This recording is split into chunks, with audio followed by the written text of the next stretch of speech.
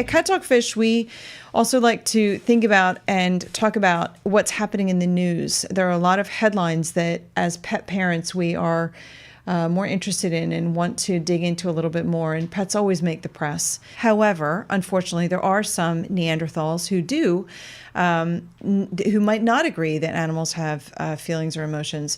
But we're going to talk about it because it's been in the news lately with what's going through Parliament. And Chris has a really interesting insight into that.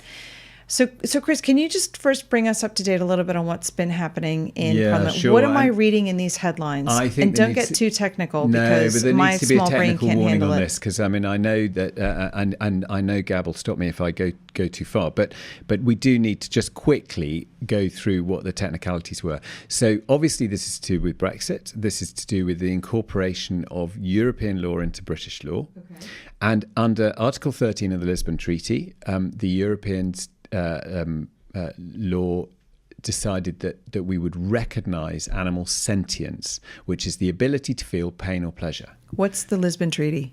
So the Lisbon Treaty was the treaty that we signed with the Europeans to bring us all together on a whole load of our laws. Okay. But the point was it was a principle. So it was a principle that we could bring and it could be interpreted in law. Now, what we're doing is we're incorporating the Lisbon Treaty into British law. So there's that transfer of power. When it becomes law that animals are sentient, then it potentially has a whole load of repercussions, and we can go into what those are, but that's what people are frightened of. So the fear in Parliament, and I'm the last person... Back up one quick second. Animal sentience, as even something to be debated, why is it being debated? So let's just give it the unintended consequences that I think, because they've not been very explicit about this, but I think they're worried about. So if you say that all animals are sentient and that all animals are able to feel pain or pleasure, animals, under definition in law, basically are anything that has free movement of its own will. So that takes us down to slugs and insects and things. And what if you've put it in law that you have to recognise their ability to feel pain or pleasure, so the fact that they're sentient, there is a potential that if you want to put a new bypass in, for instance, that there could be an argument from a certain lobby that says that, well, you're going to have to displace a certain number of mice or rats or dormice or whatever, and that you should take their feelings into account.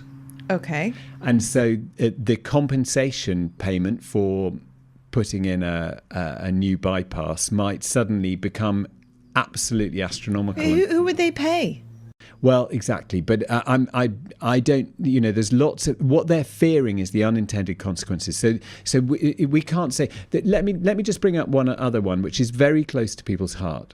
So people don't like in this country, the fact that under British law, dogs are known as chattels. So that means they're known as possessions under law. Wait, what is a chattel? Chattel. Well, I mean, I imagine it's some. It sounds like something I had for lunch yesterday. Yeah. Well, I think you know how you Americans have a special language which you think is English. It's a lovely language. Yeah, absolutely. Thank you very much. Lawyers have the same thing. That they have a special language. That a superior they think is one, English. then. Well, yes. I would imagine. Okay. And I think a chattel is probably something you carried around on your horse and cart hundreds of years ago, and you knew exactly what it meant. Actually, what it means is a possession, really. Something I own. Yes, exactly. Okay. So the law sees animals as a possession, something I own. Something you own, which has a value, which is just would be reflected in its replacement. So you may own a car, and yes, you might dearly love that car and you might have given it a name at university, but the fact is that in law, everybody will just see that is a 1998 Ford Fiesta, and all you're entitled to if somebody trashes your 1998 Ford Fiesta is the cost of that 1998 Ford Fiesta. So that's the same with your Labrador. Okay, so I paid 50 quid each for Henry and Charlie when I adopted them. And so the law says that is, so if something happens to them, and this goes back to, which is ridiculous and stupid and silly. Obviously, they're worth much more than that, Yeah. if we could even put a price on it.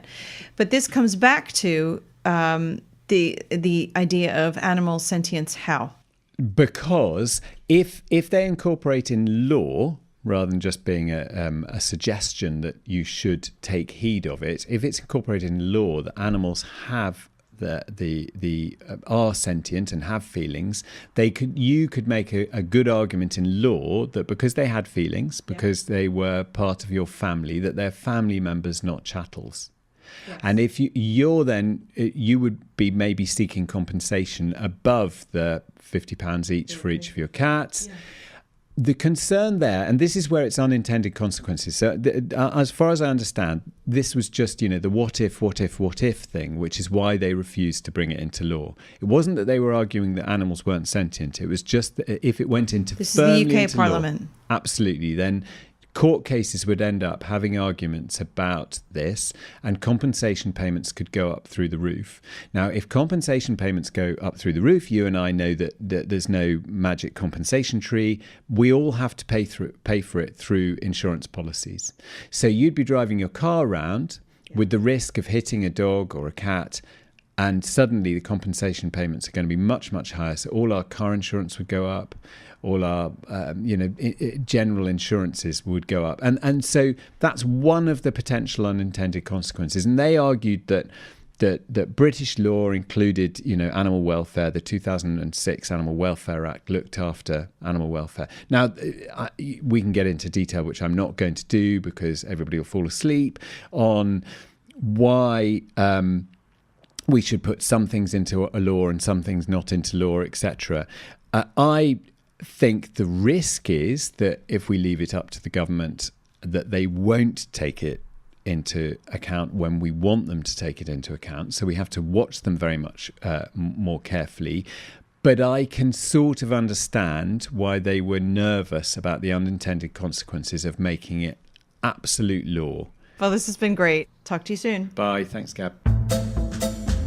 For information on how to take expert care of your pet, go to CatDogFish.com.